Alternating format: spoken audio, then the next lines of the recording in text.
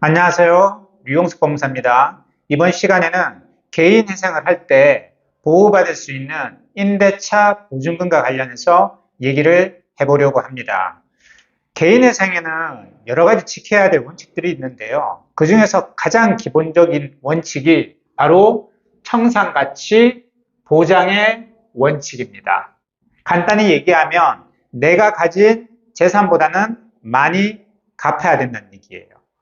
개인회생이란 것은 내가 버는 수입에서 최저 생계비를 제외하고 남은 금액을 매월 36개월에서 최장 60개월까지 갚아 나가는 거죠. 예를 들면 내가 월급을 300을 받는데 1인 가구 기준으로 한 120만 원을 제외하고 나머지 180만 원을 36개월 보통은 갚아 나가는 거죠. 그런데 36개월을 갚아 나갔는데 내 재산이 1억이 있어요. 그러면 180만 원을 36개월 갚는다고 해서 1억이 안 되죠. 그러면 안 됩니다. 그러면 청산가치 보장의 원칙에 위반이 돼요. 어떻게든 내가 가진 재산보다는 많이 갚아야 돼요. 그러면 아니 180만 원으로 36개월 갚으면 1억이 안 되는데 그럼 어떻게 해야 되냐? 그러면 36개월이 아니라 기간을 최장 60개월까지 늘려가지고 1억 이상을 갖게끔 해야 돼요. 그게 안 되면요. 개인회생은 기각이 돼버립니다. 그럼 개인회생을 하는 입장에서는 이 청산가치, 즉 재산을 낮춰야 되겠죠. 근데 여러분 이 재산에는 부동산, 차량, 해약보험금 이런 것도 여러 가지 있지만 임대차 보증금도 재산입니다. 근데 제가 임대차 보증금이 그러면 크면 클수록 청산 가치가 높아지는 거죠. 즉 재산이 높아지는 거잖아요. 그러면 갚아야 될 금액은 커지는 겁니다. 즉 변제율이 높아지는 거예요. 그래서 어떻게든 청산 가치를 낮춰야 돼요. 그래서 채무자회생법에서는 이 임대차 보증금과 관련해서 소액보증금, 그러니까 주택임대차보호법에서 보호되는 소액보증금에서 최우선 변제금은 재산에서 빼도 된다라고 나와 있습니다. 예를 들면 소액보증금의 기준이 지역마다 달라요.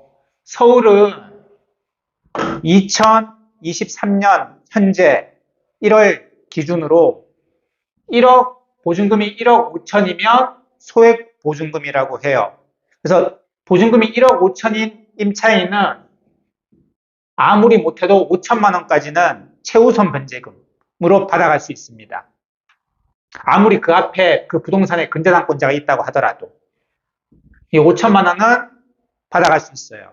즉 개인회생을 할 때 이 5천만 원에 대해서는 재산으로 안 잡는다는 얘기예요.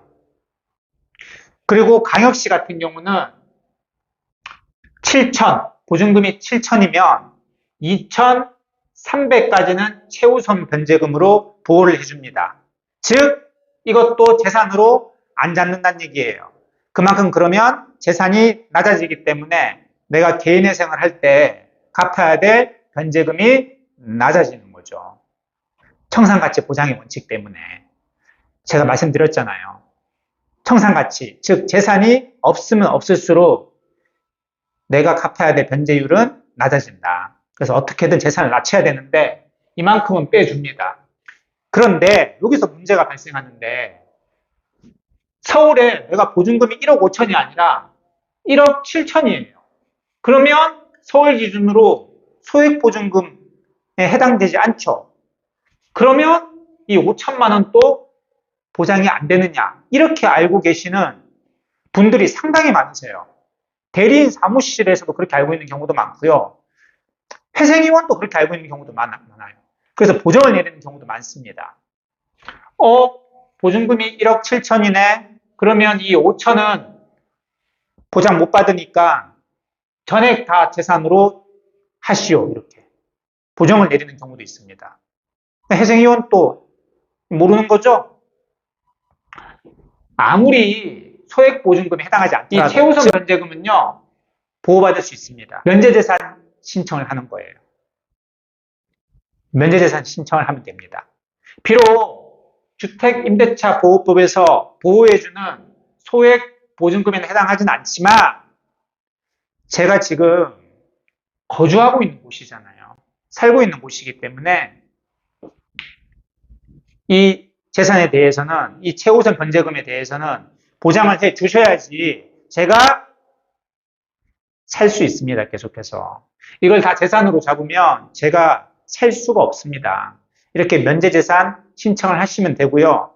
그리고 이거는 법에는 안 나와 있지만 실무 판례에 나와 있어요.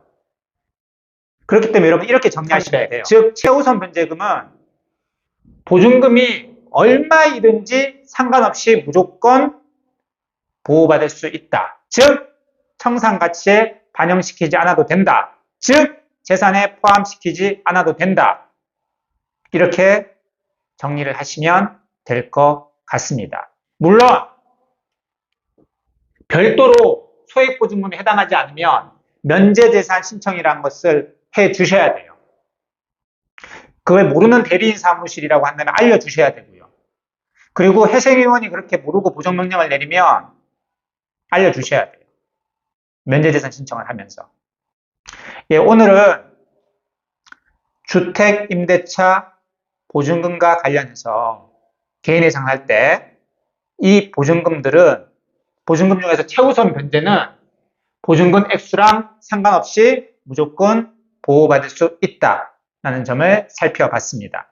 류홍석 법무사였습니다. 감사합니다.